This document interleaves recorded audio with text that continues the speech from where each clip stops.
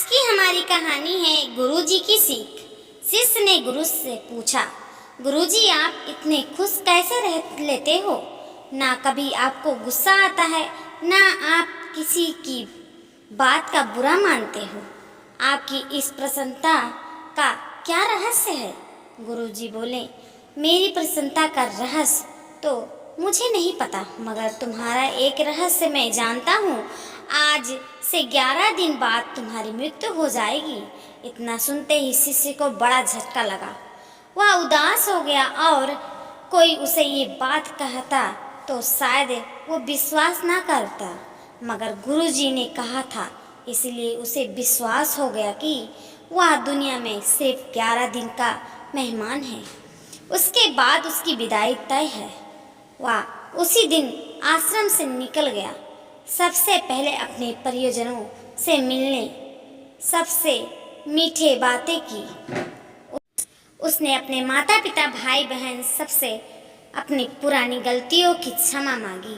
गांव में भी जिस से उसकी लड़ाई हुई थी उन सब के घर जाकर उसने माफ़ी मांगी और सबसे प्रेम से बात की।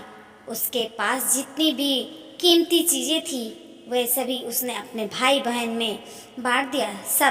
सभी उसके व्यवहार से अचिप्त थे। गुरु ने उसके जीवन के बचे हुए दिनों के बारे में बताया है। ये बात उसने किसी को नहीं बताई थी।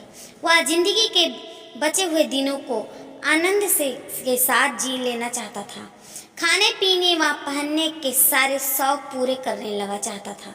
हर एक पल को भरपूर मज़े लेकर जी लेना चाहता था।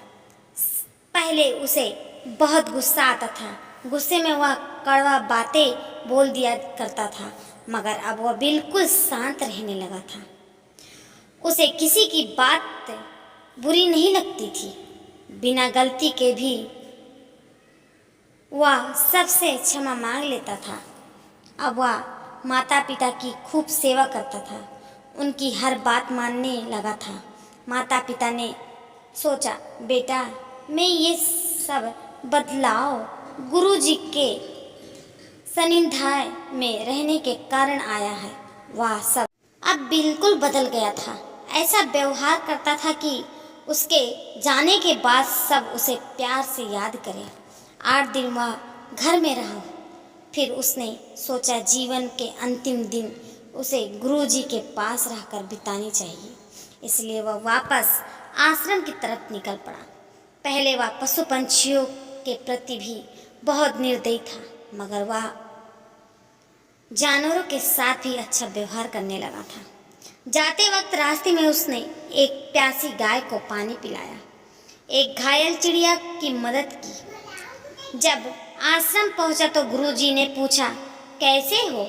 वह बोला, जिसका अंत समय नज़दीक आ चुका हो वो कैसे हो सकता है गुरुजी? गुरुजी बोले, पहले ये बताओ तुम्हारे 8 दिन कैसे गुजरे? शिष्य ने सब कुछ बता दिया। तब गुरुजी बोले, तुमने मेरी प्रसन्नता का राज्य पूछा था ना? यही मेरी प्रसन्नता का रहस्य है। मुझे नहीं पता मेरी मृत्यु कब होगी, मगर मैं हर दिन को अपना आखिरी दिन समझकर जीता हूँ। इसीलिए मुझे किसी भी नुकसान का दुख नहीं होता। किसी वस्तु को संग्रह करने की इच्छा नहीं होती। फिर गुरुजी बोले, मैंने तुम्हें अपने व्यवहार के बारे में अवगत करने के लिए यह 11 दिनों का झूठ बोला था, ताकि तुम स्वयं से अनुभव कर सको। अब शिष्य को गुरुजी का व्यवहार समझ में आ चुका था। वो समझ गया कि ये जीवन क्षण भंगुर है, कभी भी बुलावा आ सकता है।